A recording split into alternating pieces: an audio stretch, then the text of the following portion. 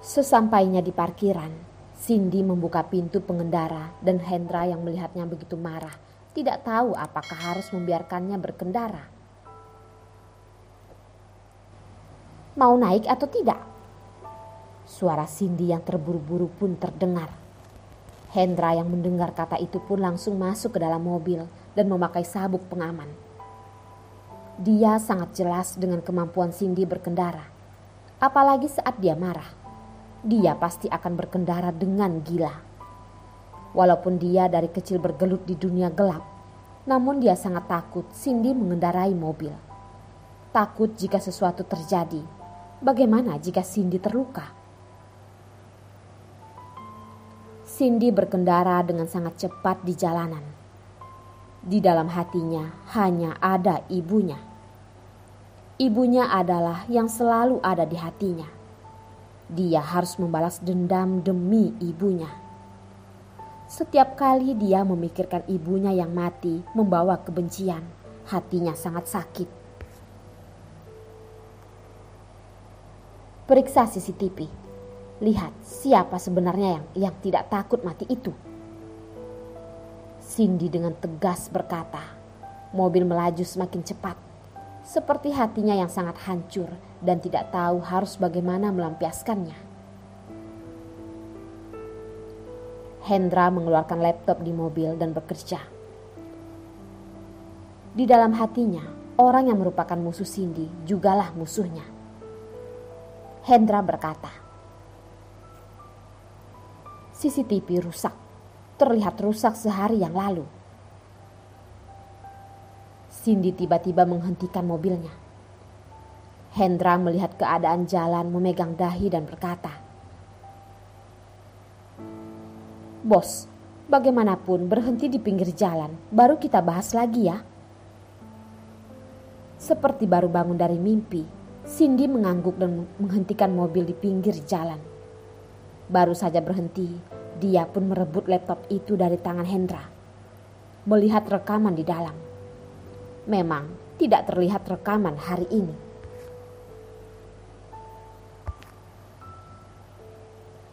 Kalau begitu, lacak CCTV di sekitar rumahku. Cindy dengan sangat marah berkata dan melemparkan laptop pada Hendra. Tangan yang sedang memegang kemudi mobil dan kepala bersandar di atasnya. Hatinya terasa sangat sakit. Hendra berkata pada Cindy, Tenang saja, aku akan menemukan orangnya dan membiarkanmu melampiaskan kemarahanmu. Cindy mengangkat kepala melihat Hendra tersenyum berkata, Terima kasih. Hendra mengelus kepalanya dan menggeleng kepala. Saat sedih, dia yang biasanya terlihat kuat pun seketika hilang. Dia akan menjadi seorang gadis yang suka menangis. Jika tidak ada yang membujuknya dan memberikan dukungan, mungkin dia akan menangis terus-menerus. Sudahlah, ayo kita pulang. Cindy yang menyemangati dirinya berkata, kembali mengendarai mobil. Kali ini Cindy tidak seperti tadi lagi. Sekarang dia berpikir bagaimana membalas orang yang membuatnya begitu. Elsa yang duduk di depan laptop melihat foto tersenyum bahagia. Dialah yang menyuruh orang memotret Hendra dan Cindy. Tindakan mereka yang kelihatan mesra saat di rumah sakit, mengelus kepala dan lain-lain. Elsa mengirimkan foto itu kepada Dion dengan suatu email tanpa nama. Wajahnya yang cantik menunjukkan kejahatannya. Cindy, Cindy. Elsa mengulang namanya berkali-kali. Di saat itu ada pesan singkat yang masuk. Mengatakan Cindy sudah pulang ke rumah. Elsa lagi-lagi tersenyum sinis dan berkata, Cindy, semoga kamu suka dengan kejutan yang kuberikan. Mengambil foto Cindy di meja dan membuangnya di lantai, lalu menginjaknya. Melempar semua barang di sekitarnya yang dapat dilempar. Seperti itu ada Cindy. Dia sangat membenci Cindy. Walaupun itu hanyalah selembar foto. Cindy, aku tunggu melihat kamu hancur. Elsa berkata dengan nada rendah pada dirinya sendiri.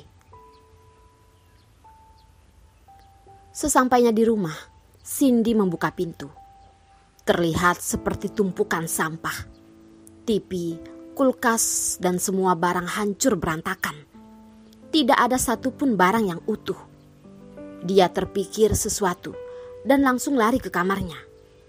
Melihat foto ibunya, hatinya seketika lega. Walaupun genggangnya patah, namun fotonya masih utuh. Hendra melihatnya di depan pintu, membantunya menutup pintu, membantunya membersihkan ruang tamu. Sampah berserakan di lantai. Hendra sedikit demi sedikit membersihkannya. Cindy terbaring di samping ranjang, melihat foto ibunya. Ibunya sangat menyayanginya. Tidak terasa saat dia merindukan ibunya, dia pun tertidur. Di dalam mimpi, dia kembali ke masa kanak-kanak. Saat dimana dia tidak perlu memikirkan apapun. Paling tidak, keluarganya utuh. Tidak ada Elsa dan ibunya.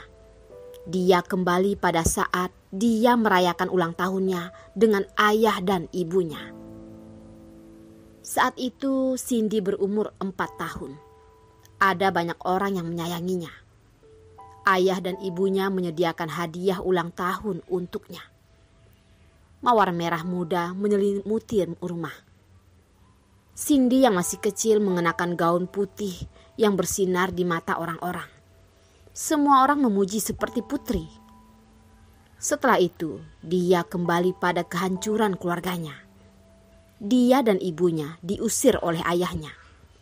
Untuk bertahan hidup, setiap hari itu kelelahan dan akhirnya meninggal dalam kebencian. Hendra yang melihat Cindy tertidur sambil meneteskan air mata sudah menduga pasti dia bermimpi tentang hal itu lagi. Masalah masa lalu, ada sakit hatinya dan juga kebencian yang tidak dapat dia lepaskan seumur hidupnya. Hendra dari awal sudah bersiap untuk menemaninya melakukan segala hal yang ingin dia lakukan. Cindy tiba-tiba sadar. Karena dia bermimpi bahwa Elsa dan Dion mengambil pisau dan mengiris hatinya. Hendra melihat dia sudah bangun pun pergi menanyakan keadaannya. Cindy tidak berkata sepatah kata pun dan duduk diam di ranjang. Dion yang sedang di rumah sakit dan menerima telepon dari pembantunya di rumah mengatakan jika Nyonya ingin dia pergi menemuinya. Membuatnya harus kembali ke rumah. Nyonya, tuan muda sudah kembali. Pembantu dengan senang hati memberitahu Ibu Dion. Benarkah? Sudah sampai mana? Ibu Dion dengan terkejut berkata. Walaupun dia tahu dialah yang memanggilnya kemari, namun melihatnya begitu mendengarkan perintahnya, membuatnya begitu terkejut. Ibu Dion menggendong Tian dan berkata, "Tian, ayahmu datang menemuimu." Dion dengan langkah yang tidak cepat dan tidak lambat memasuki rumah. Kali ini dia kembali karena ada maksud lain. Dia juga tahu pastinya apa yang menyebabkan ibunya memanggilnya pulang.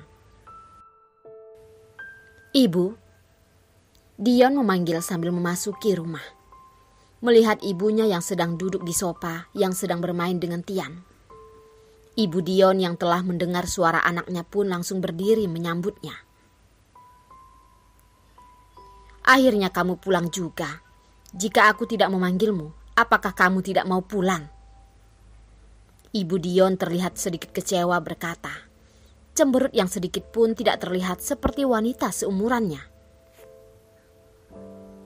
Dion mengelus kepala Tian dan berkata, "Mana mungkin, belakangan ini aku sedikit sibuk." Tian yang sangat senang dan menjatuhkan tubuhnya pada pelukan Dion. Dion yang melihatnya pun langsung memeluknya. Tian masih sama seperti biasanya, suka menarik rambutnya. membuat Dion menjerit kesakitan. Ibu Dion yang melihat itu tersenyum bahagia, namun tidak terlihat ingin membantunya. Dia pun berkata pada Dion, "Lihatlah, anakmu sudah marah. Makanya kamu harus sering-sering pulang melihatnya. Apakah kamu mendengarkanku?" Dion yang kesakitan berkata, Ibu, aku sudah tahu. Bantu dulu aku. Anakmu ini sudah hampir botak." Mereka dengan bahagia memasuki taman. Di taman terdapat banyak jenis bunga dan kupu-kupu. Tian sangat suka bermain di sini.